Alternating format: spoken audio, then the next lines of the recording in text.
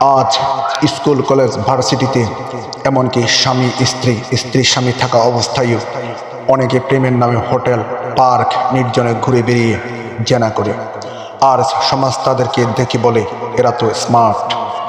People go to hotel and park in the name of love and fall into zina. Yet society call them smart. কিন্তু একজন চরিত্রবান পুরুষ ইসলামের বিধান মেনে যদি দুটো বিয়ে করে, মানুষই বলে এই লোকটার চরিত্র খারাপ। দেখুন, মানুষ জিনাকে সহজ করে দিয়েছে আর হালাল বিয়েটাকে করেছে কঠিন।